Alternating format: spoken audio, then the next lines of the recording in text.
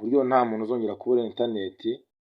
Ni mu buryo bworoshye cyane, tuba tuganira, nanjye nicyo mbereye hano ni ukubafasha kandi nanjye nifasha kuko twese ni ugufashanya mbese. Tudatinze rero twatangira nkababwira uko muzajya mubigenza. Uragenda ukajya muri Play Store, ubundi warangiza kujya muri Play Store ugashaka ahantu handitse, ukandikamo muri search Stack VPN. Stack murayibona, VPN ni ibisanzwe ni V na P na N. Noneho ugahita usacinga ka application kitwa Stack VPN na application, noneho warangiza ukayidownloadinga, yamara kuba installed, urabona ko yabaye installed hano, ubundi ukaza ukayifungura ukayikandaho, urabibona irimo irafunguka. None warangiza kugira ngo wemere, akubwira ngo you have a Telegram channel where we are post important updates and provide support for users. Would you like to join us? Urashaka kuba wajya muri groupe yacu tukajya tukubwira ibintu bigezweho? Aha si ngombwa, uhita ukanda no, uhita ukanda kuri no. Noneho warangiza ndabereka uburyo bimportinga iyo bita fayiro mu gihe uyifite muri telefone wahawe n'umuntu. Noneho iyo urangije urabona ntabwo ikonegise kuko ntabwo ndayikonegita. Uhita mbere ya byose ukanda hariya mbere hejuru iruhande rwa autosave, uhita ukanda kuri nane or direct. Amara gukanda urabona wese bakubwira ngo nane or direct custom setting na imported setting. Aho tuba dushaka ni kuri imported setting, niho ubanza gukanda. Hano ndahakanze, ntabwo yabaye imported ahubwo ni uko nyine ariyo nzira tunyuramo. Noneho warangiza ukahita uza ukanyura muri utu turongo dutatu, witegereze neza utu turi hano ahagana hejuru, noneho ukadukandaho. Amara kudukandaho urabona hahise haza akantu k'agapaje kakwereka za export na za import. Icyo turi gushaka twebwe ni ukwimportinga kuko dufitemo fayiro. Noneho warangiza ukahita ukanda kuri export here, ukahita ukanda kuri export. Barakubaza niba ugomba kwiyemera cyangwa se utashaka kwemera ko ibi byose ugira access mu kujya kwinjiramo muri fayiro cyangwa kuri memory card yawe cyangwa kuri storage. Twebwe icyo dushaka ni ukwinjiramo kubera ko tuyifitemo, ugakanda kuri allow. Umaze gukanda kuri allow uba umaze kugira iki, kwemeza ko wemeye ko uri buze kwinjiramo ukagiraho access.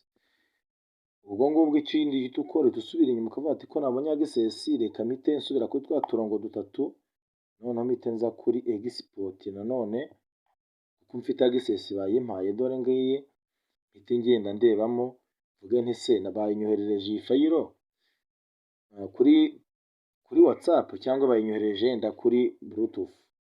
Ngiyeyo kubera ko nayohereje nkoresheje Bluetooth, ubwo ngubwo ndahita njya kureba handitse Bluetooth. Nimara kujya kureba handitse Bluetooth, ni nkahabona, ndacyahashaka, ndahita nimara kuhabona Bluetooth,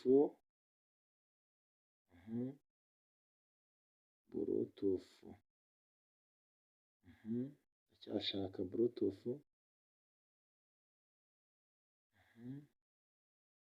Bluetooth ngiyi iri hasi cyane, nayibuze kuko iri kure, ntabwo yari iri kuri alphabet. Buriya biterwa na setting za telefone kuko hari ibyo bita sorting by, ni ugusotinga nyine ugenda uhitamo ibintu bitewe n'uko ushaka ko bikurikirana. Noneho urabona ko we yabikurikiranyije mu buryo butandukanye, alphabet ziravangavanze. Noneho njye nabonye Bluetooth yanjye ubu ni iyi ngiyi yanditseho Bluetooth. Iyi mfite nkandaho, nta kintu mbonye, nsubira inyuma. Ubwo ni iriya kabiri, ugenda nyine usubira inyuma muri buriya buryo ubonye mbikoze, ariko ubwo ni iyindi yanditseho Bluetooth gusa. Iyi mpite nkandaho, nimara gukanda urabona handitseho fayiro, yanditseho Kazemiro fayiro. Ni fayiro ngewe nkora, narangiza nkazitanga nkazicuruza. Urabona ko yanditseho Kazemiro fayiro. Noneho mpite nkanda kuri iyo fayiro kuko nayibonye byabaye, ubwo narangije tayari. Mpite nkanda kuri fayiro nitonze, ndomeho gusa. Nindangiza mpite nkanda kuri iriya OK. Nawe urabona ko nayikanzeho byabaye, ubu fayiro yanjye yamaze kuba imported, igisigaye ni ugutangira gukoresha interineti y'ubuntu. Nta mega na nkeya ziba ziriho, utaza kugira ngo wenda hariho na mega, reka nkwereke ko nta mega ziriho ari 0, urakanda akanyenyeri 131 kuri simukadi ya Tigo, ubwo niho kari gukora, nkande ndebe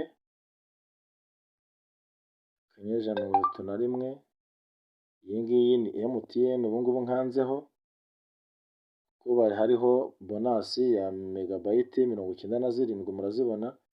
None reka dukande kuri Tigo 131 urwego, iya kabiri buriya, urabona ko hari ibintu bijyanye n'iminota, tegereze neza, nta bintu bijyanye na mega ziriho, urebe neza nta mega ziriho na nkeya, dore nta n'amafaranga. Nagize nkande OK nisubirira inyuma, mpite nza ngiye muri setting, icyo kintu uhita ukora setting, urayihiga akantu ku kandi tugendana, setting ngaha, numara gukanda kuri setting, ndahita nza mpitemo ku bijyanye na connection, nimara kujya kuri connection, mpite nza mpitemo simukadi ngiye gushyiraho, kari Tigo, mbanze nze aha ahantu hitwa kuri preferred network, mpitemo ko ari 3G gusa nkoresha. Disable 3G ntabwo ari telefone zose zihita ziyemera, kuko hari ushobora guhitamo ngo ni 3G harangiza ikabura network. Icyiza rero banza ukora n'ubwoko bwa telefone ufite, nabwo bushobora kuba bufata connection, ariko umaze guhitamo 3G ari telefone ifata network, ihita iza. Turindire gato turebe ko n'iyi ngiyi ifata network, ariko nubwo yaba idafata network, good, yayifashe. Ibaye idafata network, ubwo ngubwo wajya ureba ahantu hari network, ukaba ariho ukoresha cyane igihe ugiye gukonegitira connection, ukabanza ukareba ahantu, ugahitamo kuri 3G only, bitewe n'ahantu network ziri, kuko ntabwo ari ahantu hose network ziba ziri, kuko n'iyi ngiyi urabona iragenda ivaho bitewe n'ubwoko bwa phone.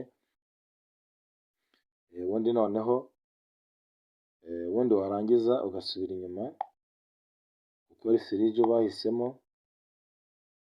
ukahita uza ukemeza kuri ya stack VPN yawe, kuko wamaze kwimportinga, ukemezaho, ukongera none ukanga bya bindi bakubwiye byo kujya mu group, ugakanda no, ukaza ukahita wikandira kuri